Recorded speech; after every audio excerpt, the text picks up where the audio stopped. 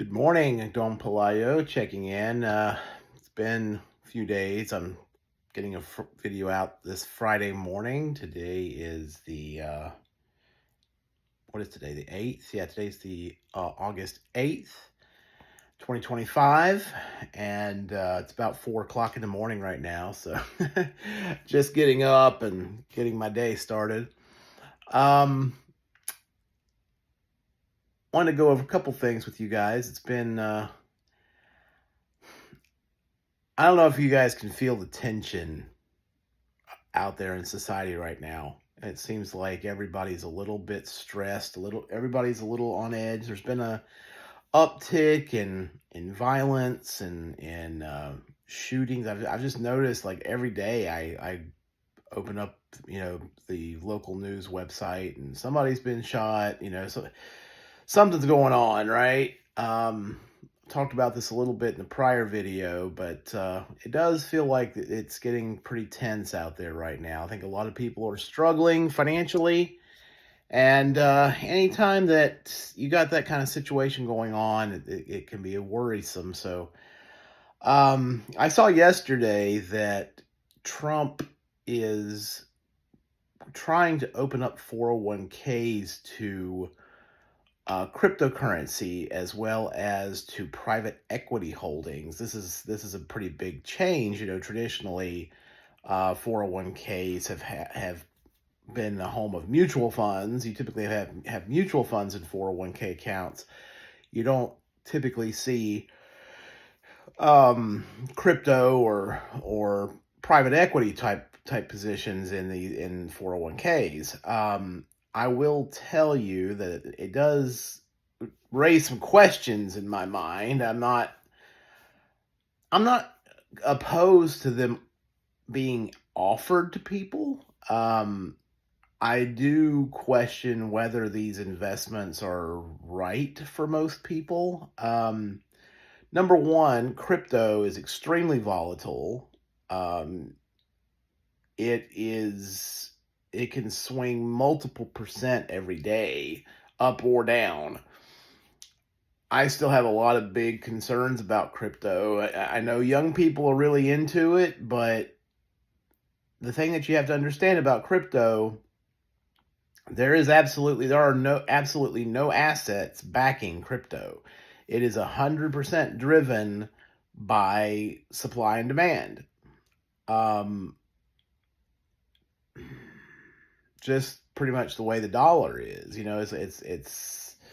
But the thing is that the dollar does have assets backing it. The tax dollars of the country that from which it's issued. That's how currencies are backed. They are backed by the tax revenue of the country issuing the currency. Cryptocurrency, there's absolutely nothing that is backing it, and I have a bad feeling about that. That concerns me a lot. That's why I don't dabble. I mean, I have dabbled a little bit in cryptocurrency, but I haven't put any significant investment into crypto. I don't intend to. That's just me. But I would be very careful about that. At least, with stocks and mutual funds, you've got business assets, you've got business cash flow. Um, you have something tangible behind it. Cryptocurrency, not so much. So that raises some big red flags in my mind. Private equity, historically, you've had to be what they call a qualified investor in order to put your money into those kinds of investments. Traditionally, it meant at least $1 million net worth or 200,000 a year plus in income. Um, One of the big problems with private equity holdings is that they're usually not very liquid. You put your money into it and it stays there for a number of years before you're able to access it again. So especially for people that might be approaching retirement, planning to retire in the next 10 years, it may not be a good fit. Um, Typically, those holdings also present some additional risk. So, when it comes to 401k, I just think that the more traditional position is the best. Is that you know putting in S&P 500 type assets. You could even do like a target date fund. You'll see those sometimes in your 401ks where it'll be like a target like 2050, 2060, whenever you're planning to retire that year. And that those target date funds will start out more aggressive, but as you get closer and closer to retirement, it'll gradually get more conservative. So I tend to lean more towards those holdings, as I think they just have more of a track record in terms of history to them. Cryptocurrency has really only been around like 10 years, roughly, maybe 15 years, with Bitcoin. Doesn't have much of a track record in terms of talking about history of that asset class, But some people are enamored with it. But some people have done very well with it. Some people have made a lot of money, But you've only made money if you are able to sell out of it, right? So I'm hoping that people don't get taken to the cleaners with that. It's like I do kind of worry about that. It feels like it feels like an asset class that has been created primarily for the function of extracting money out of people, and somebody's going to get left holding the bag. That's what it feels like to me. I could be wrong. We'll just see how it plays out, we'll just have to see how it plays out. I am shifting. I did liquidate a few positions in my retirement plan yesterday. I am kind of reallocating. This is actually in my not my simple, but in my traditional IRA that I have. I liquidated a few typically core positions, some of my large cap growth funds that I sold out of. I intend to buy into some additional single stocks today with that money. See, the thing is, my work plan it's all pretty much large cap growth. Is the way I have my retirement plan at work. So I don't really need to have as much of that in my traditional IRA. But I do want to be tactical and strategic with my IRA money. So I am allocating more towards quantum computing. I've been talking about this for a little while. Quantum computing is kind of like the next step after AI. AI has been a big deal. It's still a big deal, but quantum computing is kind of cutting edge, and it really hasn't gotten a lot of attention yet. There's about 4 or 5 primary companies that are working in quantum computing, and so I'm going to spread my money out into those different companies that are working on this. But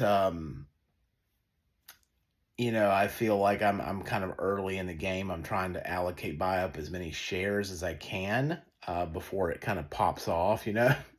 Now, this is not a recommendation to people. I want you to be completely understand this. This is very. This could potentially be very volatile. It is very volatile. Quantum computing stocks, they move every day. It's usually up or down a few percentage points every day, so it is a little bit more volatile. A little bit more inherent risk because this industry hasn't really, most of these companies don't have positive cash flow at this point. So there is some risk there. But there's a lot of potential too, which is the reason why I'm putting money into it. I'm not putting a ton. I still have the bulk of my, believe it or not, the bulk of my IRA account is in gold and silver. I have about 40% of my IRA right now in gold and silver. I do have some dividend funds. I do have some, what else do I have? I have some international mutual funds in there. And then my work plan is almost entirely large cap growth funds. So I'm going to ride it out. The markets, I know people are a little bit worried about the markets collapsing or us having a recession and seeing markets come down. And they might, and I realize that. And that's just part of it. I'm not planning on touching my retirement money for another 10 to 15 years. So I've got a little time still.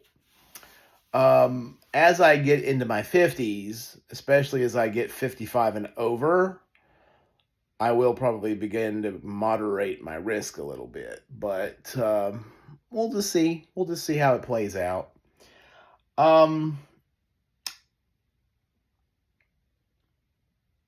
We're in a really weird place in the world right now. Americans are hurting financially. I do think that things are underway to try to. Right now, Trump is trying to foster an environment here in the United States where it makes more sense for employers to keep jobs here or bring them back here. Instead of offshoring these jobs. But in the meantime, it is a little difficult for Americans right now. Americans don't have a lot of disposable income. It feels like maybe only the top 10% or so have much disposable income. Right now, I think for the rest of us, we just need to kind of put our heads down and grind for a couple of years until conditions improve. I think that conditions will improve gradually. But we're just gonna have to do what we can to keep ourselves afloat, be trying to improve your balance sheets. I recommend, trying to build your savings, paying off debt. If you have high interest debt, try to tackle that first. There are companies out there that can help you settle your debts. Now, there are some drawbacks to doing debt settlement. Certainly it could impact your credit score temporarily. If you feel like you might have to buy a car in the next year or two, or it may not be the best option for you. In that case, I would probably reach out directly to my credit card companies or the companies that I owe money to and try to negotiate a better interest rate on the debt, try to get the interest rate reduced. That may give you a little bit of breathing room.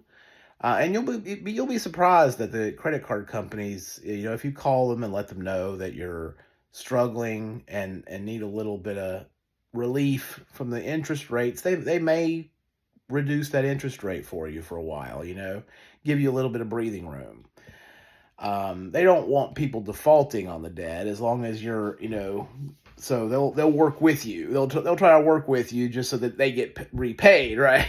They don't want people declaring bankruptcy and then them just losing out. So they'll work with you and reduce those interest rates.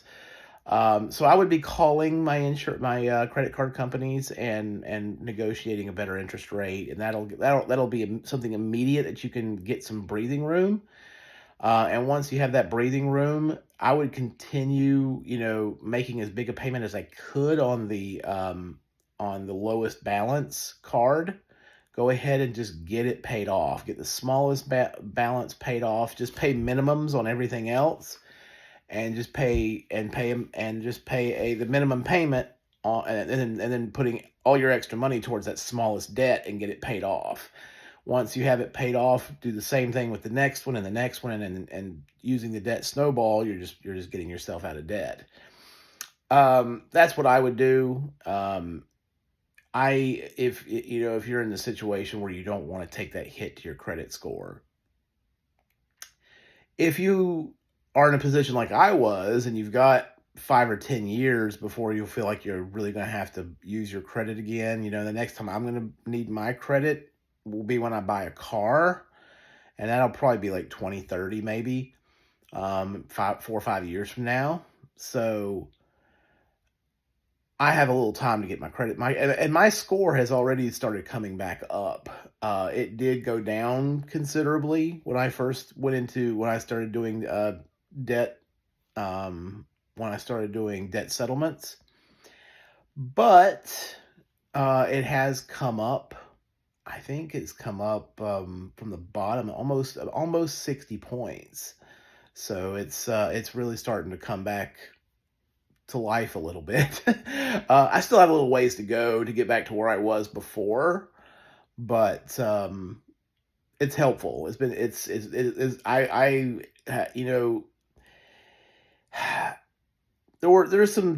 I may have done this a little bit differently. I may have just done the debt settlement on my own without bringing in an outside company before. I just didn't want to deal with all the phone calls and all the hassle, of trying to negotiate with these companies on my own. So that was the reason why I went with the debt settlement company. But you could just be sending all of your when I signed up with the debt settlement company, they had me completely stop making payments to all of the creditors except for and then we were putting everything on pretty much the smallest debt, and they've just gradually worked through it that way. I would probably recommend at least sending the other creditors, like $10 a month, just so that they know that you're not trying to get out of it, but that you intend to repay them. It's just, you're trying to, they're not going to like getting $10 a month, but just tell them that you're working to pay everything else off, and that you will get them repaid. You may have some interest and late fees accrue, but a lot of times you can call them and negotiate with them, and they'll wipe off those late fees, just to settle that last debt, to get it taken care of. So just communicate with your creditors, let them know, kind of what you're doing. I did call my other creditors and let them know that I'm working with a debt settlement company, trying to get everything paid off, so they know what I'm doing. I will be done with the debt settlement company, I believe, either the end of this month or the September 15th paycheck. I think that it might be the September 15th check that I'll be done. And I've been sending them $800 a month. So then I can take that $800 a month and start building out my emergency fund. I want to build my emergency cash supply up. I really need it badly.